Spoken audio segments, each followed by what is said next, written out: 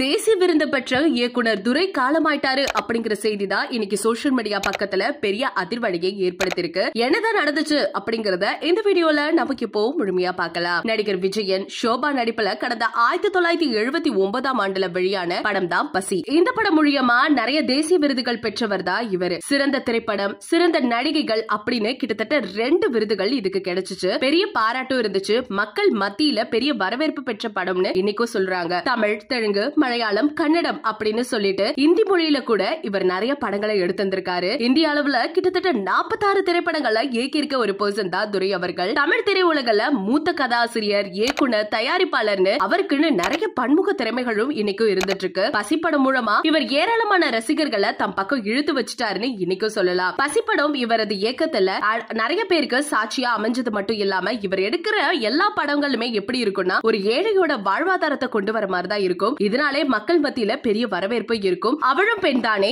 ஆசை 60 நாள், பாவத்தின் சம்பளம், ஒரு வீடு ஒரு உலகம், கிழிஞ்சல், இந்த மாதிரி நிறைய படங்களை எடுத்திருக்காரு. எல்லாமே மக்கள் மத்தியில நிறையவே கவனம் செலுத்தப்பட்ட ஒரு படமா தான் இருந்துச்சு. இருந்தாலும் பசி படத்துக்கு கிடைச்ச மாதிரி பெரிய அளவுக்கு எதுக்குமே கிடைக்கவே இல்ல. இவரோட இயக்கத்துல இன்னைக்கும் சிறப்பா இருக்க ஒரு படம்னா பசி படம் தான். ஏன்னா டக்கு டக்குன்னு 2 விருதுகளை பட்டுச்சு. அது மட்டும் இல்லாம பிலிம்பேர் விருதுகளும் இதுக்கு குமிஞ்சிச்சு. படத்துல கதைக்கலப்பு வேற லெவலா இருக்கும். முக்கியமா சொல்லணும்னா ரசிகர்களுக்கு மத்தியில கவரும் வகையில தான் ஒவ்வொரு டயலாக்குமே உள்ள கொடுத்திருந்தாரு. இந்த நிலையில உடல்நலவு குறைவால கொஞ்ச நாளா அவருக்கு உடம்பே சரியில்லை. அப்படி இருக்க நிலையில தான் நேத்திக்கு அவர் காலமாயிட்டாரு. இவருக்கு ஒரு மனைவி, 2 மகள்களும் இருந்துட்டு இருக்காங்க. இப்படி இருக்க நிலைமையில இவர் காலமாக்கிட்டாரு அப்படிங்கிற செய்தி இன்னைக்கு மக்கள் மத்தியில பெரிய அதிர்ச்சியை ஏற்படுத்திருக்கு. முக்கியமா அவங்க குடும்பத்தினர் கொஞ்ச நேரம் கழிச்சுதான் அதை வெளியா அபிஷியலாவே சொல்லியிருக்காங்க. இதை கேட்ட திரையுலகமே இன்னைக்கு அதிர்ச்சியில இருக்கிறது மட்டும் இல்லாம அவங்களோட இரங்கலை தெரிவிச்சுட்டும் வந்துட்டு இருக்காங்க. அது மட்டும் இல்லாம கடந்த 1978ஆம் ஆண்டுல வெளியான ஒரு வீடு ஒரு உலகம் படத்திற்காக துரைக்கு தமிழக அரசின் விருதும் வழங்கப்பட்டிருக்கு. இதை அடுத்து